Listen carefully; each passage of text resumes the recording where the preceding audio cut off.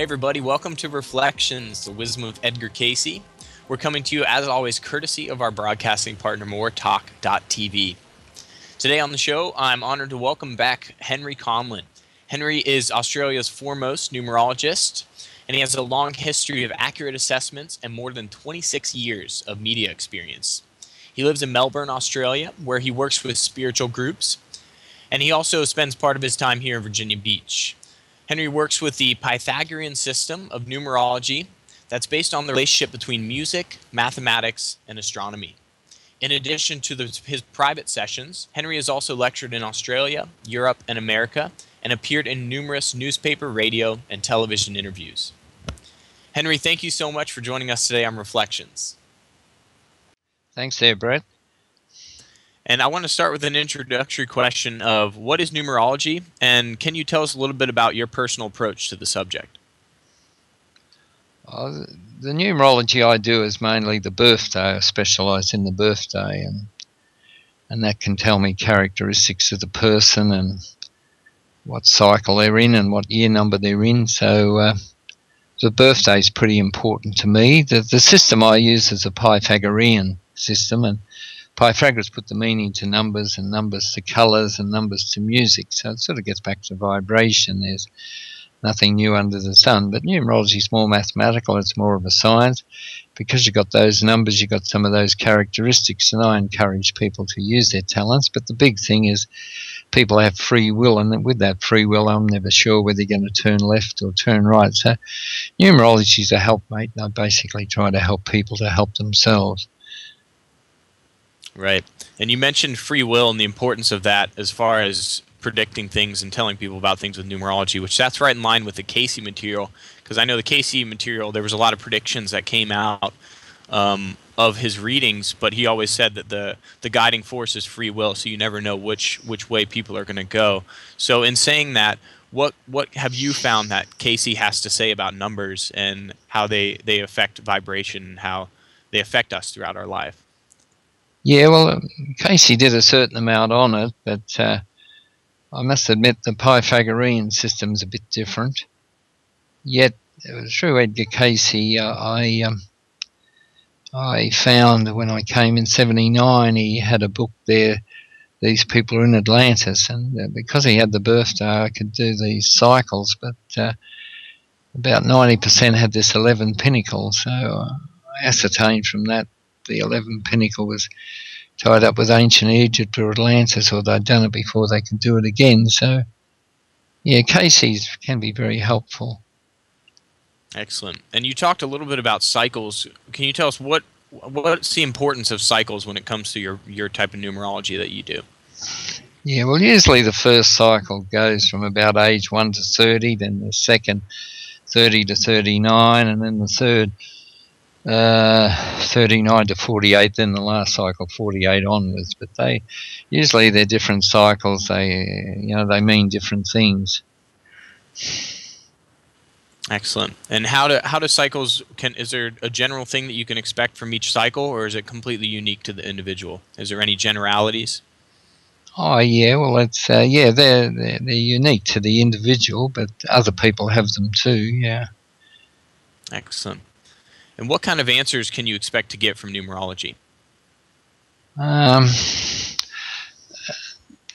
You basically try to help people to understand themselves. Again, because they got free will, you're never quite sure what they're going to do. And is numerology all about math? Is numerology all about, what was that? Is numerology all about math? Maths, I suppose it's all about numbers and that. I specialise in numbers, yeah. Excellent. And I understand that there's a part of numerology that has to do with your name. Do you work with anything with that? What does a name have to do when it comes to numerology? Yeah, the name has a vibration, and it can be important, but my specialty is more the birthday. That's what I specialise in. And over doing 25 years radio in Australia, I didn't have time to look at the name at birth. I just looked at the birthday. Right. And I've heard quite a bit about life path numbers. Is that something that you deal with as in your practice as a numerologist? Yes, yes. There's I call them birth force or life path numbers. Okay. But possibly your day and your month are important numbers and what it adds up to, because what it adds up to is developing. So if it's a 6, it keeps working to 60, but the day and the month are strong numbers straight off. Excellent. And what other occult topics are you interested in that you found kind of go hand in hand with numerology over the years? I'm sort of interested in the spiritual and Edgar Cayce, and more recently I'm pretty keen on Eckhart Tolle, just being in the now, the moment, try to get out of the head. Right. And what role, I'm curious personally, what role does technology play in your practice as a numerologist? And I know you've been doing this for so many years. Has technology taken more of a prominent role in your practice? Yeah, I'm not quite sure. What do you mean by technology? Sorry. Like using, I know a lot of things are done with computers now as far as reading astrology or reading any numerology. Oh, yeah. Readings of people. Are you giving readings online? How has technology influenced your practice? Yeah, I do readings on the laptop and sort of record it and then burn it on a CD. But yeah, so the technology's helped, I'd say. Excellent. And Henry, I'm curious, in your practice over the years as a numerologist, what is the most common thing that people come to with? What is the most common question and request that they come to you with? Yeah, that's interesting.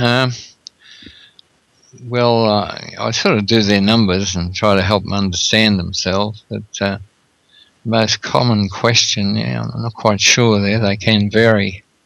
Mm-hmm. So typically they come to you with their birth date and then you give them a breakdown, correct? Correct, yeah. Excellent. Okay. Well, I was wondering if maybe we could show an example to our listeners of what it's like. So maybe I could give you my birth date and you can give kind of a breakdown of what you do so that they can see your practice in action, if you don't mind. Yeah, certainly. Okay, great. Well, my birthday is November 17th, 1987, so that's 11/17/1987. Yeah. So I'll hand it off to you and you kind of give me a little breakdown of what you do for your clients. Yes. Yeah, I'm just putting the numbers in there, Brett. Yeah, of course. Take your time. And what's your cycles there? 2, 8, 7, 10, 6, 1, 7, 9, 5. Yeah, well, the strong number there's 7 strong. You've got a 7 in the 17th and 87, so it shows you're an independent thinker. You work things out for yourself. Sometimes you're with the people, sometimes you're on your own. You don't follow the sheep, follow the crowd. You work it out for yourself. So people try to push you into things, you back off a bit. Bit of a perfectionist, so sometimes it's better if you're the only one doing a specific job or working for yourself. You don't suffer fools gladly. You don't like people messing around your work.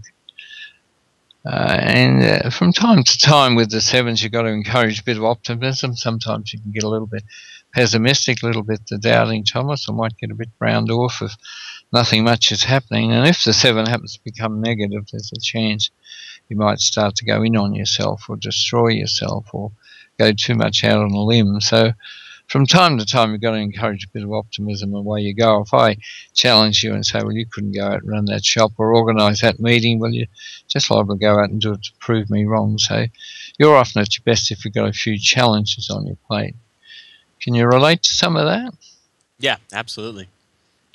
Yeah, and with those 7s, if there's too much people noise, you need to get away for an hour or two and charge up your batteries or get into the solace of nature or by the sea, and that energizes you. That's good for you.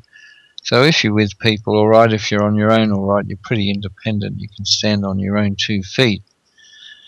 You've got quite a lot of 1s there. You got 4 1s, so your willpower, determination, drive is quite strong. So if you get a cold or anything, you fight it off. You keep going. You build up a resistance to cold. You should be pretty healthy there.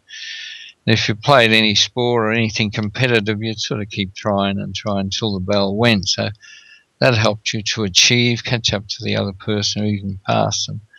I don't think you'd like to be in subservient positions. You wouldn't want too many bosses over the top of you. I don't think that would suit you.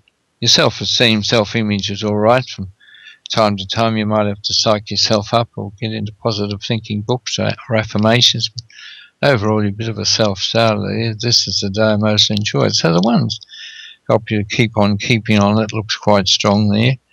Now, you've got to get a day background number 8 from the 17th. And your birth force number of life adds across to 8. So the 8s are developing numbers. They keep working to 80.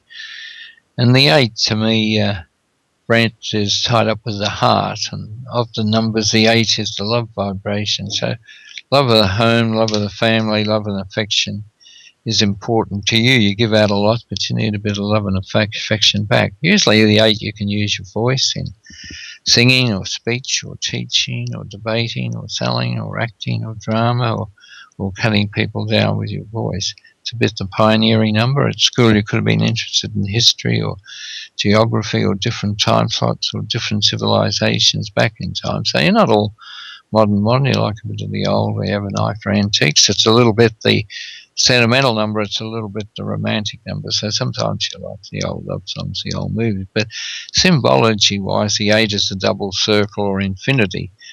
And the balance of the 8 is to balance the physical material with the spiritual, or balance the physical material with faith in something higher, and it sort of balances. But if you go too much into the physical material, you could get into your pride or cut people down with your voice.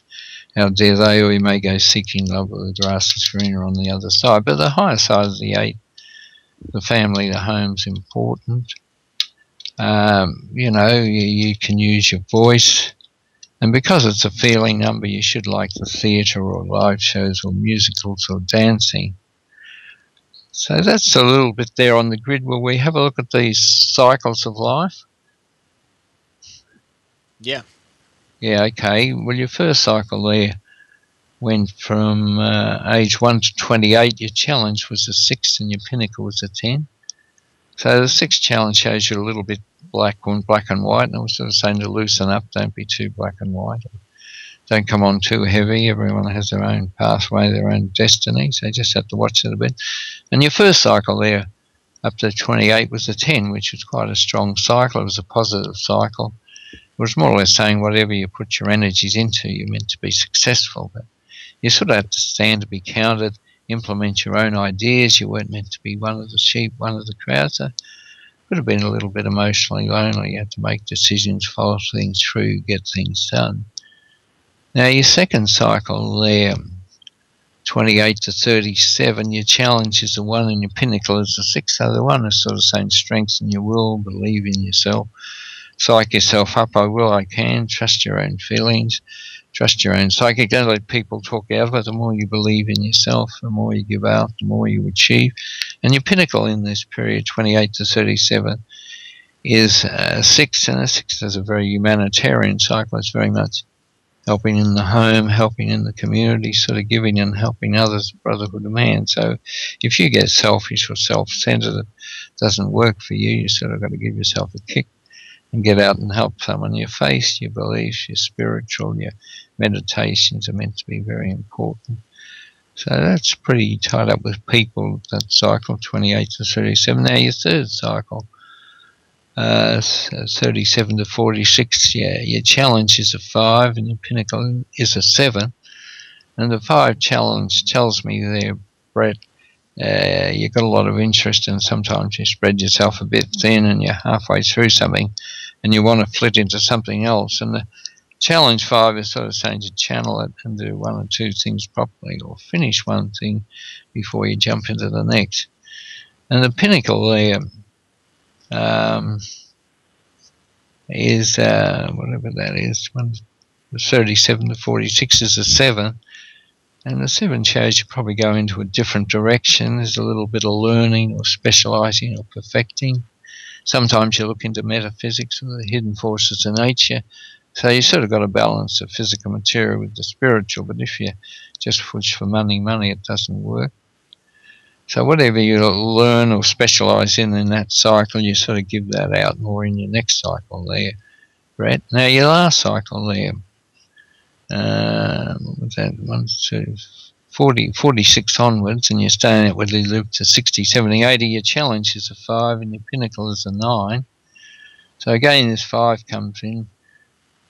You're interested in many things, and sometimes you spread yourself a bit thin, or you've got quite a lot of irons in the fire, and you're halfway through something and you want to flit into something else. And the challenge 5 is saying to channel it and do 1 or 2 things properly, or finish one thing before you jump into the next. And your last pinnacle there, Brett, age 46 onwards, is a 9, which is a nice cycle of finish on. It's a very universal cycle. You look into philosophies, religions, alternative lifestyle, healing, natural therapies, meditation, dreams, the psychic area. So you meet a lot of interesting people. You may have done some of that already, but it's very strong in this last cycle.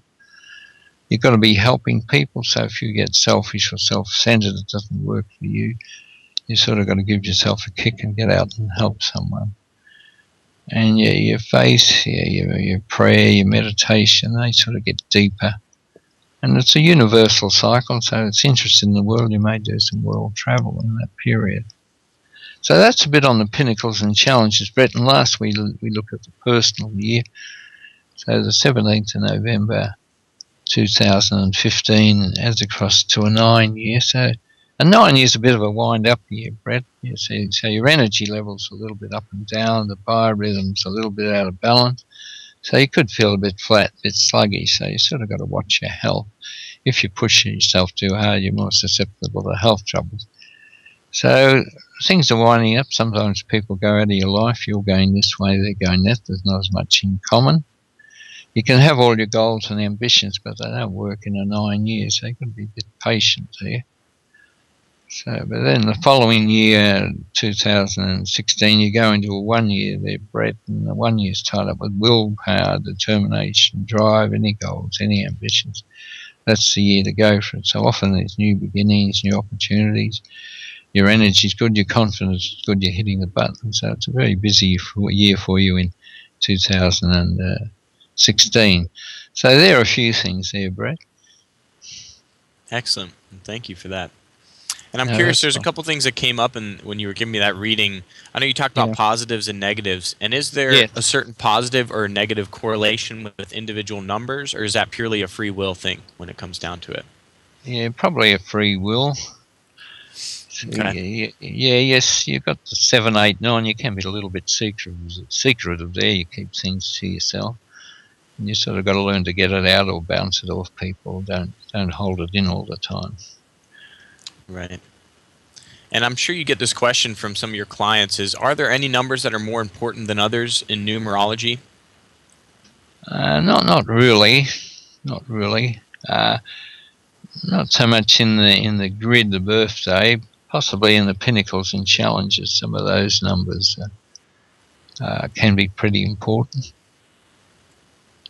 Excellent. And for somebody who's interested in getting involved with numerology themselves, how do you calculate your own numbers if you don't have somebody like yourself who's a professional to help facilitate this? Yeah, well, you take the day, month, and the year you're born in, and you add those numbers across and bring it down to 1 digit, and that's your birth force number or life number. That's a developing number. Keeps working. If it's 6, it keeps working to 60. So that's something there. Excellent. And have you found that are there any common misconceptions that you find about numerology that you see out there with other people who are practicing, or maybe the common layperson has a big misconception about what numerology is and what it can accomplish? Yeah. Well, I remember when I first came to America in about 79, people were a bit carried away with the birth force number or life number, and right. I told them the day and the month is the stronger numbers, not so much the birth force number. So that was one thing I pointed out to them. Excellent. And do you see an increase in people becoming more interested in numerology and other occult topics associated with it? Yes, to a degree, I think. Yes, numerology's moved on a bit. When I live in Melbourne, but I go to Brisbane a couple of times a year, and I teach numerology there to students, and that seems to go over pretty well. Excellent. And you talked about how you're based in Australia, and for our listeners who don't know, you're based in Australia for half the year, and then you come over to Virginia Beach and spend time at the ARE and within the surrounding community for the other half of your year. Do you find there's a difference? About 3 months. Okay, about 3 months in Virginia Beach. Yeah. Excellent. And do you find what's the difference culturally and as far as associating with people who are interested in kind of the topics that came out of the Cayce readings? Do you find there's a difference between kind of the view of those in Melbourne and Brisbane and then the view of those in Virginia Beach, or do you find a lot of similarities? Well, I'd say a lot of similarities there. Yeah. Excellent. And is numerology a helpful tool in deciding? I know a lot of people out there are searching for kind of the right person or a soulmate. I know the topic of soulmates was brought up quite a bit in the Cayce material. And do you find that numerology is a helpful tool in deciding who you want to spend your life with as far as either a partner or even a friend? And is that something that your clients come to you a lot asking if you can help direct them in that? I think it's a bit hard picking the soulmate, but I have had an employment agency license, and I've been able to pick people for the job. There might have been 2 or 3, and I rang the guy back and did the assessment on them, and that usually turned out to be pretty helpful to him, the ones he employed. Excellent. Well, Henry, I know that year numbers are a very important thing when it comes to your numerology practice. For our listeners who might be trying to discover more about their own personal numerology, can you kind of go through the year numbers and give us a little bit about what they entail and how they can help you find out more about yourself? Yes. Well, as I said, you just got to use your birthday, day and month, and 2015 and add that across and bring it down to 1 digit. So that's the year number you're in for 215. So a 1 year, if people are in a 1 year, is sort of tied up with willpower, determination, drive, any goals, any ambitions. That's the year to go for it. Often there's new beginnings, new opportunities.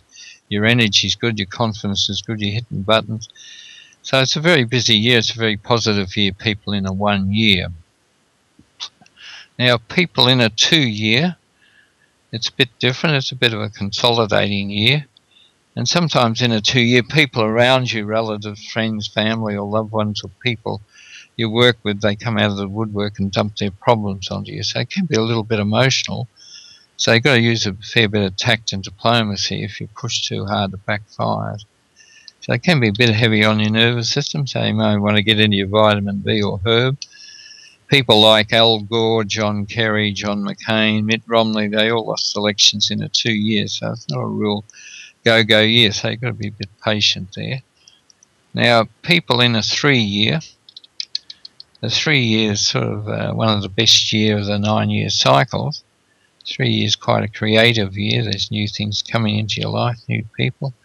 You're meant to be a bit of a free spirit. The luck's with you. So if you've been hoping for something, the luck is more with you this year. It's a good year for a holiday or travel. So I find the 3 year of the 9 year cycle is one of the best years.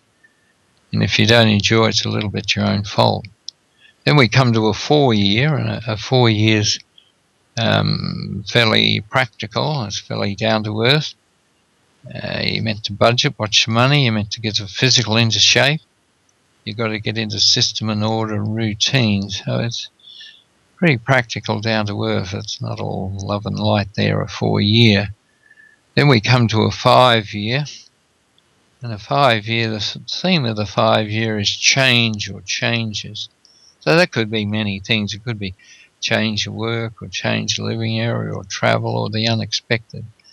So it's a little bit all over the place, a 5 year, so it can be a bit heavy on your nervous system. So get into your vitamin B or herbs, but you've got to be flexible to change. If you try to control it, there's still changes or the unexpected. So it's sort of into that area. Now, if you're in a 6 year, the 6 year is sort of a humanitarian year. It's a people year. It's sort of helping in the home, helping in the community, sort of giving and helping others, the brotherhood of man. Sometimes in a 6 year you have more to do with family or brothers or sisters there. That can happen. But the good thing is things settle down. It's easier on your nervous system. It's not quite all over the place like the 5 year was.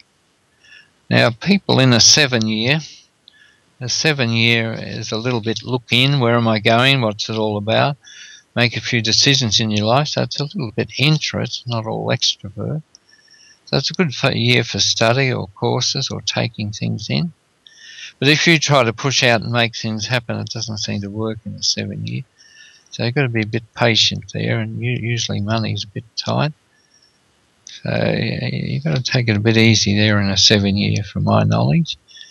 Then an 8 years, as I say, year number's a bit like biorhythms. You're not meant to be on a high all the time. Now, an 8 year is quite an extrovert year. It's an outgoing year. It's using your voice, promoting yourself, promoting ideas, opportunities coming your way. Money-wise, it's better. It's good in relationships. Can be tied up with property or investments or real estate or shares. So it's quite a strong push-out year. It's a good year. It's sort of into that area. Now, people in a 9 year, of the 9 year cycle, a 9 years a wind-up year. Your energy level's a little bit up and down. The biorhythm's a little bit out of balance, so it could feel a bit flat, a bit sluggish. So you've got to watch your health in a 9 year. Sometimes people are going out of your life. You're going this way, they're going that. There's not as much in common. You can have all your goals and ambitions, but they don't work in a 9 years. So you've got to be a bit patient there. And sometimes your confidence is knocked around a bit in a 9 year. So that's a little bit there, Brett, on the year numbers. Excellent. Well, I know that'll definitely help our listeners who are looking to do a bit about their own numerology and kind of dive into that. So excellent. Yeah, thank you. Yeah, no, that's fine. Well, Henry, thank you so much for your time, and thank you for joining us on the show again. And I personally appreciate the reading that you gave me, and thank you for giving our listeners a wonderful kind of overview of numerology. And we'll make sure at the end of the show that we give them the contact information to get in contact with you if they'd like to get a personal numerology reading from you. So thank you so much for giving us your time today. Thanks there, Brett. It was a good interview. Thank you. Excellent. Well, thank you so much, Henry. Take care. Thank you. Bye-bye. If you'd like to get in contact with Henry for a personal consultation, his email is henryconlan@yahoo.com. On behalf of everyone here at moretalk.tv and the Association for Research and Enlightenment, I'm your host, Brenton Bickerstaff, reminding you to remain optimistic and hopeful in your path of seeking. Be a light unto others, as Cayce always said, in these difficult times and of accelerated growth and deepened understanding. Thank you so much for tuning in to Reflections, the Wisdom of Edgar Cayce. We always appreciate you tuning in, and I hope everyone has a wonderful week. Much love.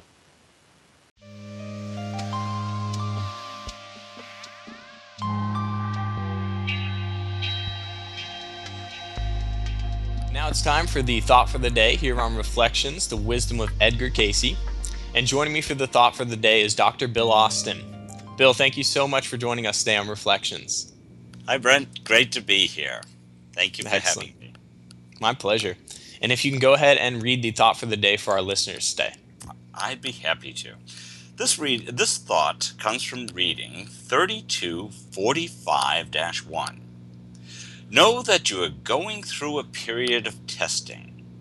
Remain true to all that has been committed to you. And know that each day is an opportunity and an experience. Speak a word for your ideal, not as to force an issue, but ever constructive. Sow the seed of truth, the seed of spirit. God will give the increase. You know, some days it really does feel like a testing experience. You know, when things are just falling apart at the seams. And other days they feel like, oh, they're running really smoothly. But I think both the days are the same.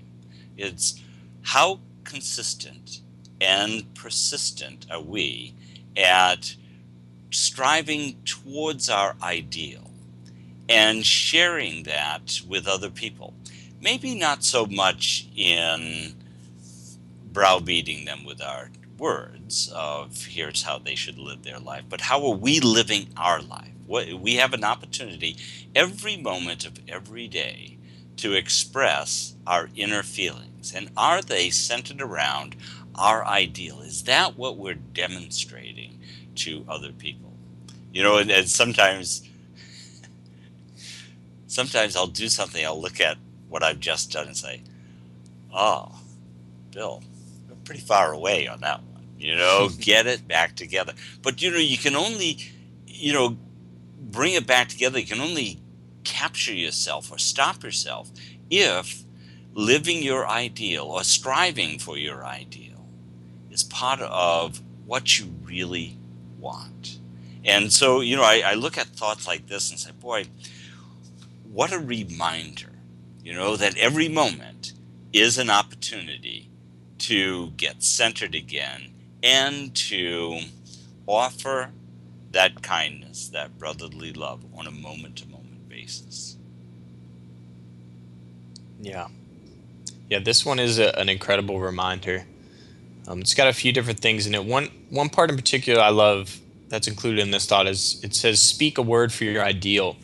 And for me, that's such a powerful daily reminder, because at the beginning of this thought, they talk about, as you touched on, know that you're going through a period of testing. And I think everyone can kind of relate to that right now. Things have been there. It's a little chaotic, and everyone's going through a lot of transitioning, a lot of changes, a lot of shaking up of some of the old foundations, so that we can better gain a look at it and decide what's serving our best interest, what's in line with our highest ideal. So we're all given that opportunity each day. And this thought really touches on that. But it says, speak a word for your ideal. And for me personally, when things get really tough and I'm having a really stressful day and I'm having kind of that difficulty in centering myself and finding that peaceful feeling, in order to immerse myself in that, I remember to speak a word for my ideal. I remember to use whatever mantra or whatever affirmation or whatever prayer helps to drop you into that state of meditation, that state of remembering why we are here, and remembering that everything is working out as best as it can be, and we just have to continue to keep that focus and push on through this period of testing, because not only on an individual level, there's a huge kind of global testing of communities and states and nations and governments, and we're a part of that, and I think we're building the foundation. So it's so important that we remember that each day is an opportunity for us to be in line with our highest ideal. And of course, as we always talk about, it allows us to ripple that out into the world. And hopefully, you know, that's what we're here for, to help make, you know, that impact as well. Yes. I feel that, going along with what you just said, it helps me to try to trust more.